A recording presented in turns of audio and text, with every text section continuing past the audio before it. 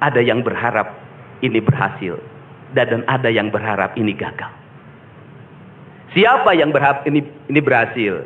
Mereka adalah kaum nasionalis yang mencintai bangsa ini. Siapa yang berharap ini gagal?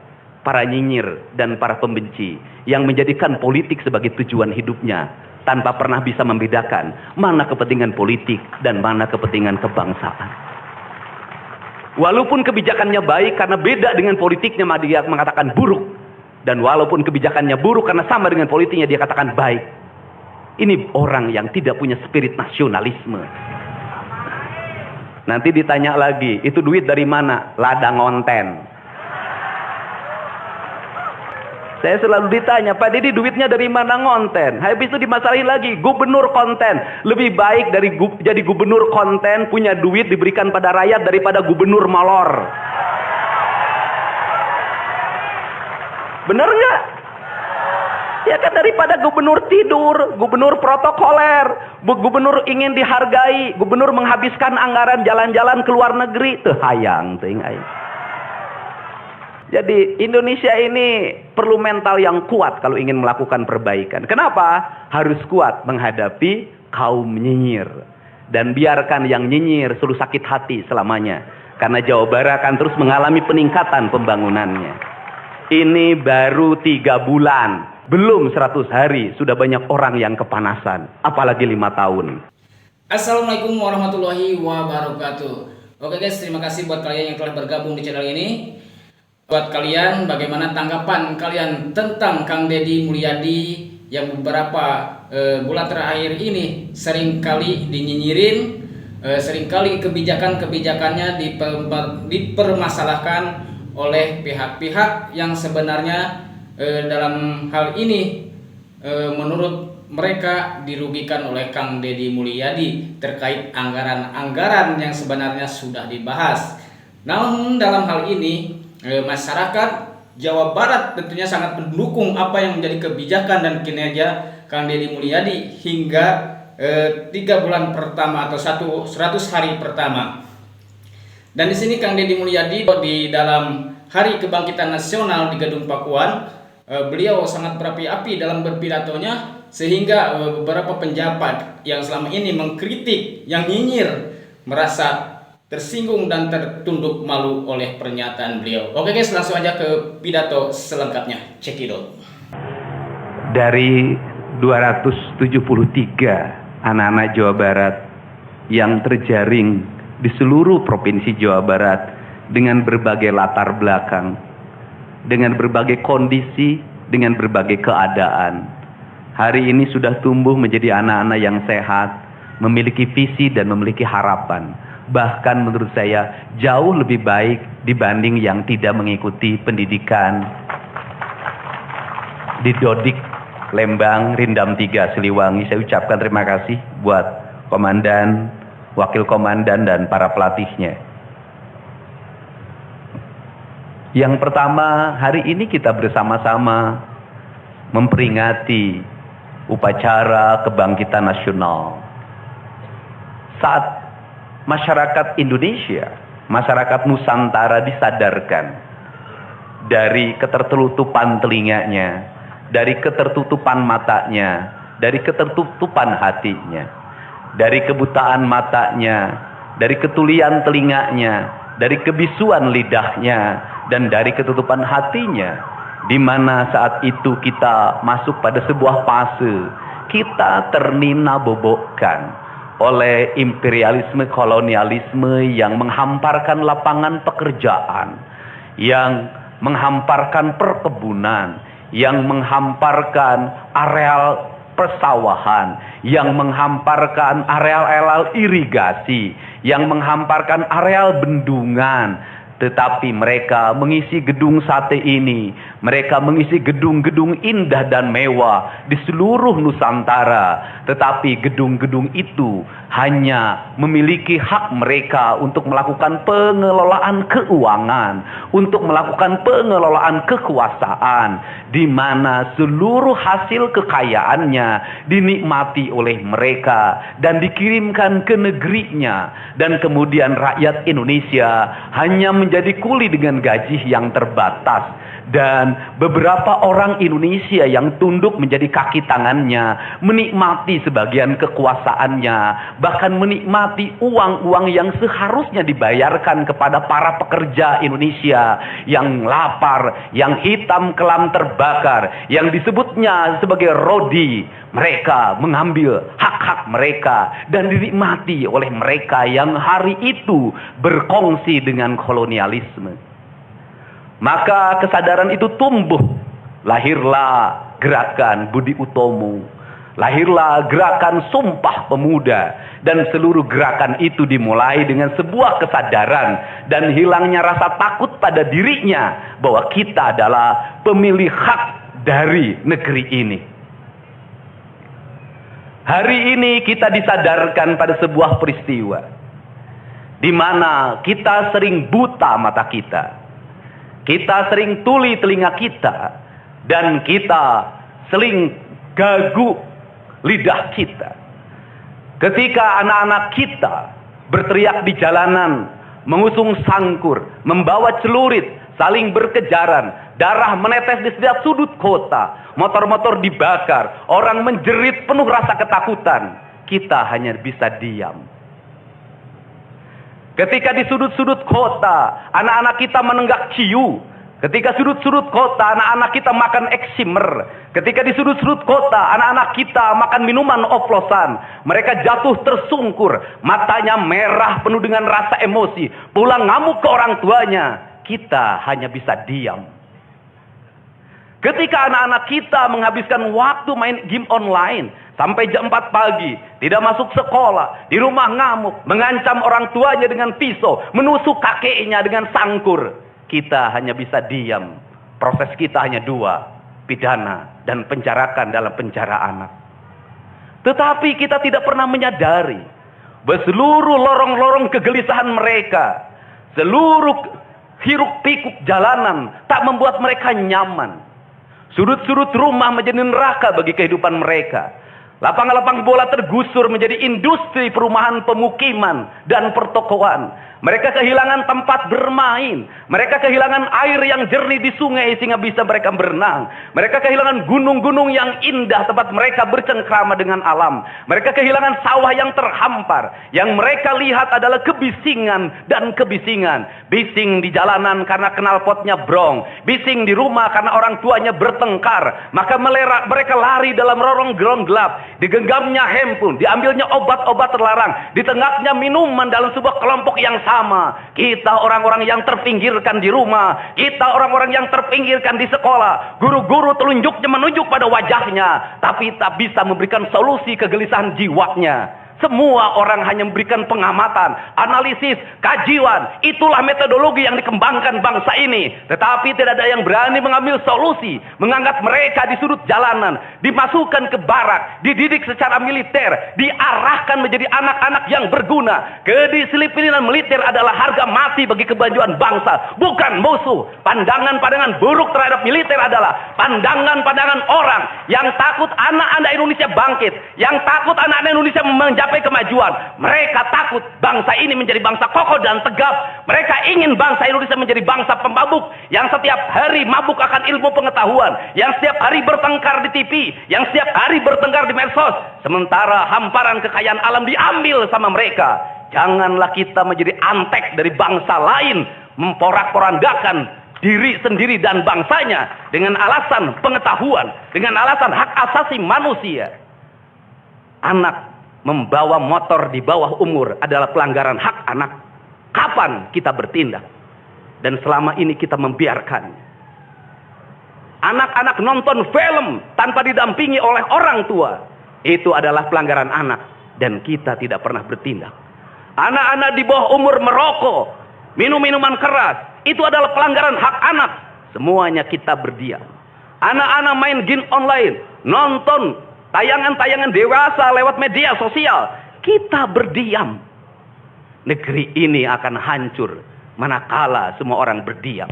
Maka orang yang memegang kekuasaan harus menggunakan tangannya untuk merubah seluruh kemunkaran ini menjadi sebuah kebajikan. Kalau kita berkomitmen pada bangsa ini, problem anak-anak kita adalah mengkonsumsi tayangan yang bukan haknya di media sosial.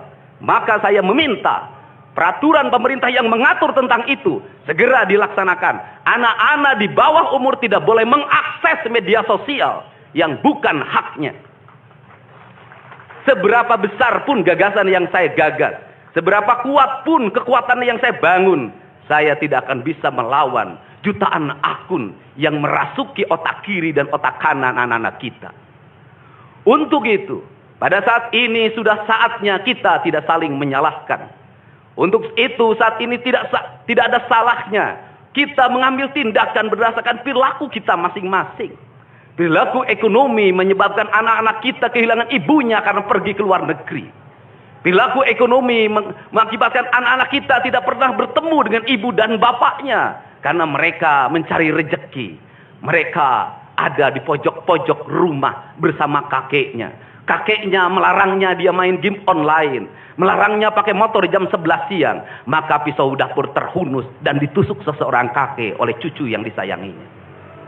Kerangka pijak seperti ini harus dibangkitkan oleh kita. Semangat militer, bukan militerisasi. Kalau anak-anak dibangunkan jam 4 subuh, di mana letak salahnya dan di mana letak pelanggarannya? Kalau anak-anak dibangunkan, kemudian disuruh membereskan tempat tidur, apa salahnya dan apa pelanggaran hak anaknya? Kalau anak-anak disuruh sholat subuh, apa pelanggaran haknya? Kalau anak-anak mengikuti kuliah subuh, apa pelanggaran anaknya? Kalau anak-anak disuruh ngantri kemudian makan pagi, sarapan pagi dengan telur, dengan nasi, dengan pisang dan minum susu, di mana letak salahnya? Kalau anak-anak kemudian disuruh belajar, dan saat belajar duduknya bersikap, memandang ke arah gurunya, memandang mata gurunya, agar terjadi transformasi energi antara guru dengan muridnya, yang hari ini dihilangkan dengan digitalisasi, menghilangkan ruh spiritual konsepsi pendidikan kita, diganti dengan konsep pendidikan digital, yang tidak lagi melahirkan hubungan emosional guru dan murid. Akhirnya murid-murid tidak menghormati guru-gurunya, karena guru lupa mengekspresikan nilai-nilai spiritual dalam dirinya pada murid dalam ruangan yang hening, diganti dengan papan belajar digital. Di mana letak salahnya? Kalau anak-anak itu diajarkan makan siangnya tertib, berantri, berdoa sebelum makan, di mana letak salahnya?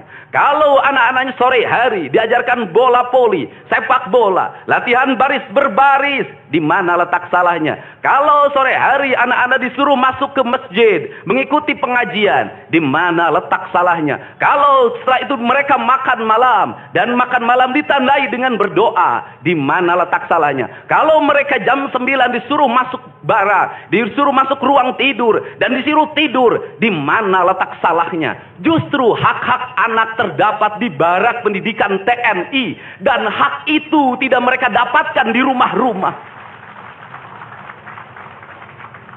Di rumah-rumah anak-anak tidak bisa tidur malam. Mereka rata-rata tidurnya jam 4. Jam 1 malam, jam 2 malam. Di rumah mereka tidak mendapat makanan yang bergizi karena serba fast food. Di rumah mereka tidak mendapatkan kasih sayang. Di jalanan mereka balapan. Mereka tidak mendapatkan ruang hidup tanpa gadget dalam setiap hari.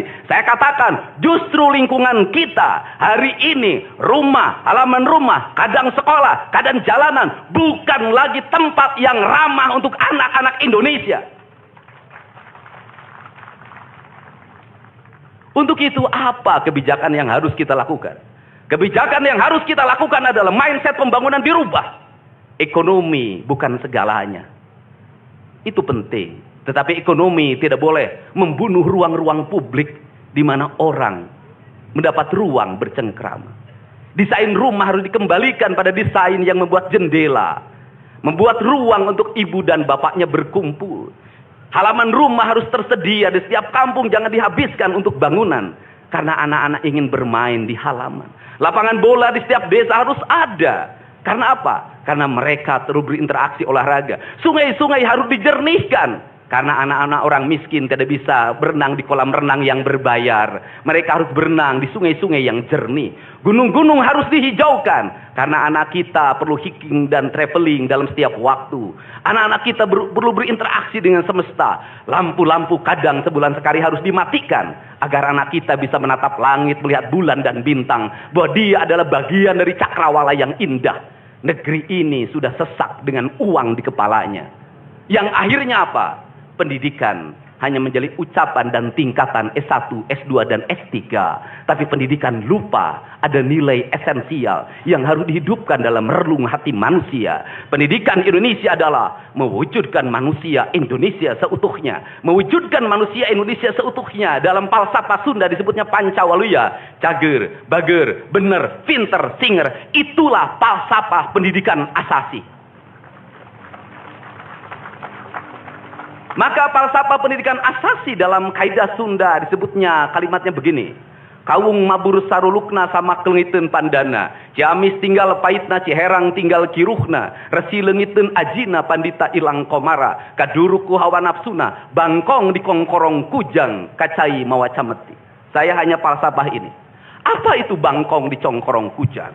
Kujang adalah senjata. Bagi orang Sunda adalah sebuah kehormatan diri. Kujang. Kujang, tetapi kujang tidak bisa dikongkorongkan pada bangkong. Kalau bangkong dikongkorongkan oleh kujang, bangkong itu anak-anak di bawah umur. Kalau dia dikongkorongkan oleh kujang, kujang itu tak bermakna dan bangkong itu mati, tak mampu membawa kujang. Kacai mawacameti, apa itu artinya? Orang pergi ke air untuk mensucikan diri. Maka dia harus membebaskan diri dari berbagai apapun kepentingan. Dia ingin pasrah. Dia ingin sumera. Hirup ukur sasamperan, awak ukur sasampayan. Sariring dering dumadi sarengkak saparipola. La haula wala quwata illa billah. Maka dia tidak boleh membawa hawa nafsu. Ketika kita ingin memasuki abad ritual dan spiritualitas, maka tidak boleh ada kebencian, tidak boleh membawa senjata apapun, tidak boleh, maka kita berserah. Apa yang terjadi hari ini? Orang-orang yang setiap hari bicara tentang kesucian, lidahnya menyakiti orang lain, menusuk orang lain, membawa api peperangan pada saat orang menuju kesucian. Bahkan bisa jadi menghinakan orang lain, itu dianggap bagian dari kesucian. Tidak ada anak nakal. Tapi orang Sunda itu menyebutnya budak bangor. Budak bangor itu beda dengan nakal. Kenapa? Itu masa mereka menginjaki masa remaja menuju masa dewasa. Maka di hari kebangkitan nasional ini, pemerintah Provinsi Jawa Barat, sekolah yang hari ini berjalan, ada pendidikan karakter, ada bela negara. Saya akan meresmikan menjadi Sekolah Kebangsaan Jawa Barat Istimewa. Sekolah Kebangsaan Jawa Barat Istimewa nanti akan dipusatkan di Dodik, Lembang. Dan kalau ada lembaga pendidikan lainnya, kami juga akan menjadi kerjasama. Mereka yang bersekolah di situ bukan anak-anak yang tawuran. Bukan anak-anak yang minum. Bukan anak-anak korban dari ML. Tetapi juga nanti anak-anak yang memiliki kemampuan akademik yang tinggi. Anak-anak yang memiliki kemampuan pikiran yang tinggi. Dan seizin pimpinan DPRD Provinsi Jawa Barat, tahun ini kami akan memberikan beasiswa pada mahasiswa-mahasiswa yang kuliah di jurusan engineering. Tetapi mereka harus mengikuti sekolah kebangsaan selama 1 bulan. Agar uang yang diberikan oleh Provinsi Jawa Barat melahirkan nasionalisme-nasionalisme baru yang bisa membawa bangsa ini ke arah kemajuan. Dan saya mengucapkan terima kasih pada kalian semua yang membuat diri saya hari ini setiap hari berpikir. Ingat, doa yang terpancar ada 2. Saya tidak menyebut doa. Rintihan hati, bisikan hati ada 2. Ada yang berharap ini berhasil, dan ada yang berharap ini gagal. Siapa yang berharap ini berhasil? Mereka adalah kaum-kaum nasionalis yang mencintai bangsa ini. Siapa yang berharap ini gagal? Para nyinyir dan para pembenci yang menjadikan politik sebagai tujuan hidupnya. tanpa pernah bisa membedakan mana kepentingan politik dan mana kepentingan kebangsaan. Walaupun kebijakannya baik karena beda dengan politiknya, dia mengatakan buruk. Dan walaupun kebijakannya buruk karena sama dengan politiknya, dia katakan baik. Ini orang yang tidak punya spirit nasionalisme. Dia hidup mempertuhan politik dalam setiap waktu.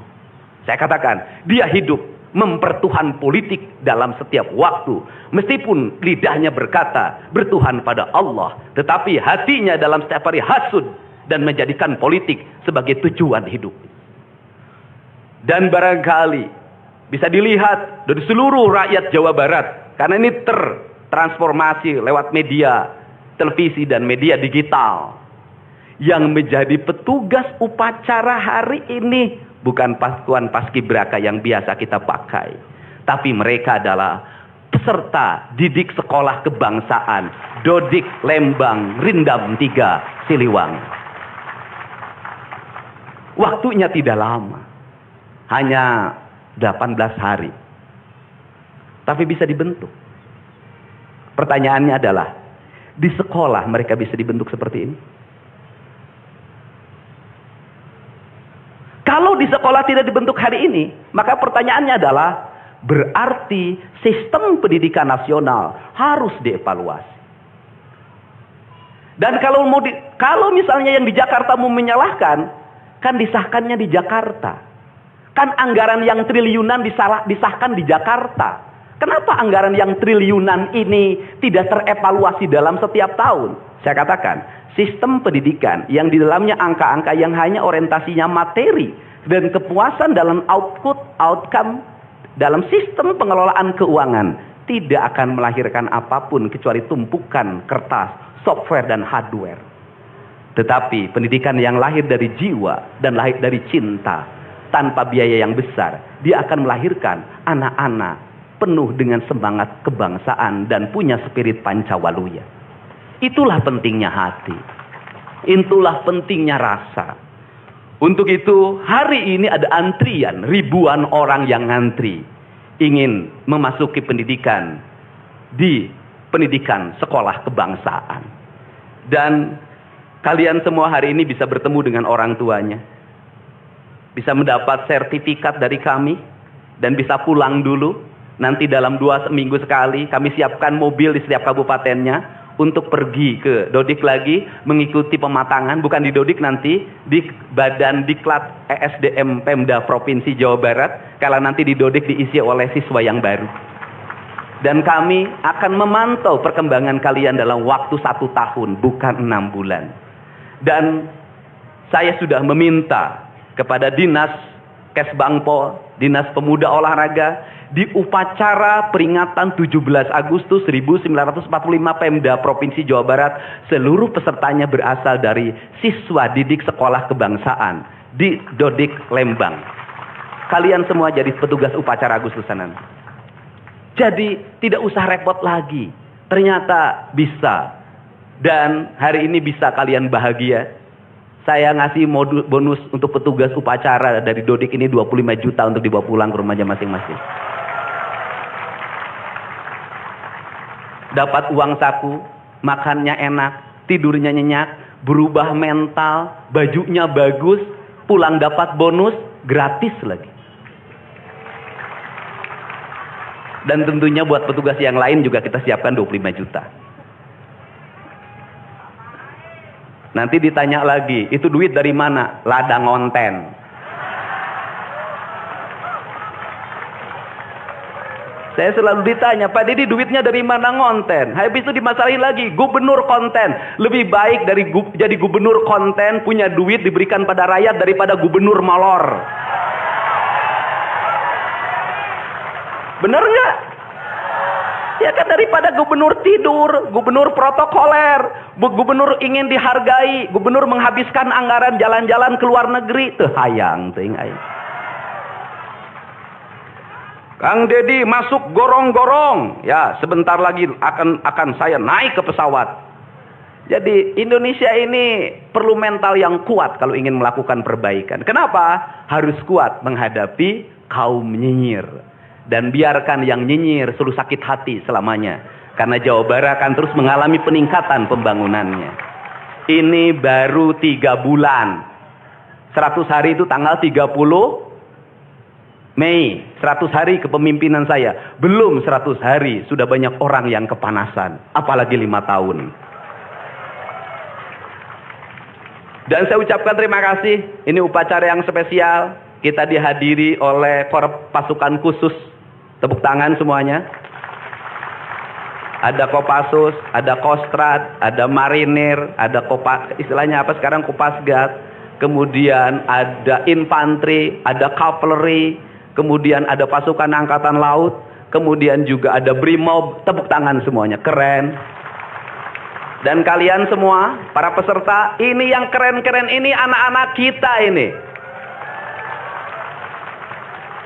Anak-anak kita yang keren-keren ini. Kamu tengok ke kanan, tengok kiri sambil minta sama Allah. Besok kamu yang berseragam seperti mereka. Tepuk tangan kalian semuanya. Semangat! Semangat! Semangat! Oke. Yang terakhir, ini buat biro umum. Ini harus dirubah, Pak. Pertama, ini tiang bendera menghalangi gedung sate. Benderanya nanti harus digeser ke sebelah sana. Dan nanti kalau upacara tidak menghadap ke sana, tapi dari sini menghadap ke sana. Agar panorama itunya tetap terlihat. Dan kalau di sana maka kebisingan kendaraan tidak akan terlalu mendominasi. Ini Feng Shui cara menata bangunan. Jadi saya dari tadi mandang gedung sate nggak bisa karena terpotong oleh tiang bendera. Dan nanti bagian protokoler itu masang podium nggak lurus ke tiangnya, agak mencong-mencong dikit. Maklum Pemda masih belum pakai rasa, masih pakai DPA. Yang penting di DPA-nya juga tidak melanggar. Nah ini saya ini orang estetik dan di Pemda ini tidak pernah ada rapat untuk merumuskan ini. Cukup WA. Pak Sekda, Kesbangpol, Dinas Pendidikan, besok kita lakukan ini, anak-anak bajunya ini, dan saya terima kasih buat PLT Dinas Pendidikan yang stresnya banyak, suaranya sampai hilang, saking takut. Luar biasa. Berdiri dong Kepala Dinas Pendidikan PLT. Di depan kamu pindah. Suaranya hilang. Pernah saya marahin malam-malam, kamu belum tahu cara kerja saya. Karena sekarang sudah tahu ternyata Sang Kuryang tuh hidup di sini. Ya, Pak. Silakan duduk depan, Pak. Di depan, Pak, duduk. Saya ucapkan terima kasih juga kepada Pak Sekda yang selalu ingin menjalankan tugas saya dengan baik. Kalau belum meluntur-luntur dikit wajar, karena dia memang penakut sama istrinya jadi kurang lentur. Kalau saya kan sudah sangat lentur hidupnya.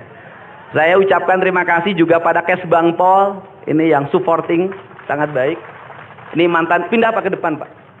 Ini jajaran protokoler, dan saya ucapkan terima kasih pada Pangdam 3 Siliwangi yang support full. Terima kasih. Kemudian Pangkostrat yang di Purwakarta juga melaksanakan dan berbagai divisi. Kemudian Komandan Dodik Rindam. Terima kasih. Saya ucapkan terima kasih, badannya terima kasih. Saya ngasih bonus buat pelatihnya 50 juta. Saya ini urusan rasa, Bu. Orang tuanya itu jangan hanya bertepuk tangan. Mohon maaf. Ada terpanggil dalam jiwanya. Anak-anak saya kok bisa hebat begini ya? Dari rumah itu bawa bakakan. Mohon maaf. Ini cermin manusia-manusia Sunda yang punya welas asih. Yang punya timbal balik. Anak saya dididik. Bukan saya minta bakakak, bukan. Bukan saya minta opak tumpeng, bukan. Penuh dengan welas asih, dengan cinta. Mudah-mudahan bakakak yang dibuat menjadi jalan bagi si Ujang menjadi orang hebat. Kenapa orang tua dulu melahirkan anak-anak hebat? Karena cinta rasa, bukan gratifikasi. Dia kenaikan kelas tidak bawa uang, dia bawa tumpeng buat gurunya, dia bawa bakakak buat gurunya, karena gurunya telah mendidik anak-anaknya dengan baik. Itu cinta, itu rasa, bukan gratifikasi. Kami berbuat baik pada orang tuanya, tapi orang tuanya juga harus punya rasa dan punya cinta demi anak-anaknya. Saya pengalaman ibu saya dulu selalu berpuasa ketika saya punya hajat, punya lagi ujian, lagi kenaikan kelas, menghadapi kesulitan, ibu saya dan bapak saya pasti berpuasa buat saya. Saya minta ibu dan bapak, coba rajinlah berpuasa bagi anak-anaknya. Bisa jadi, mohon maaf, bisa jadi anak-anaknya seperti ini, rasa orang tuanya yang harus diperbaiki. Bukan kesalahan anaknya, tetapi rasa dan cinta orang tuanya juga harus dibenahi. Hidup itu alam, Pak, interaksi. Buktinya sama tentara nurut, sama ibu nggak nurut, sama bapak nggak nurut. Nah ini, makanya untuk itu, dari sekarang, mari bangun cinta negeri ini, karena negeri ini adalah negeri Siliwangi, negeri Silih Asa, negeri Silih Asi, negeri Silih Asu, negeri Silih Pikanyaa. Bagi mereka yang tidak ngerti Siliwangi, tidak tahu makna Siliwangi, tidak pernah berkontemplasi dengan Siliwangi, jangan coba-coba Anda berbuat tidak baik terhadap tanah Siliwangi. Saya sampaikan itu, kaluhur tesirungan kahandap teu akaran. Ini saya ucapkan terima kasih seluruh pasukan. Saya ucapkan terima kasih buat Panglima TNI, Kepala Staf Angkatan Darat, Angkatan Laut dan Angkatan Udara, Pangdam 3 Silo dan seluruh jajaran. Semua terima kasih. Hari ini adalah hari bangkitnya kita. Hari ini adalah hari kemajuannya kita. Dan kita mulai seluruh perubahan ini dari tanah kita, tanah Sunda, tanah Siliwangi. Wallahu muwaffiq ila aqwamit thoriq. Assalamualaikum warahmatullahi wabarakatuh. Sampurasun.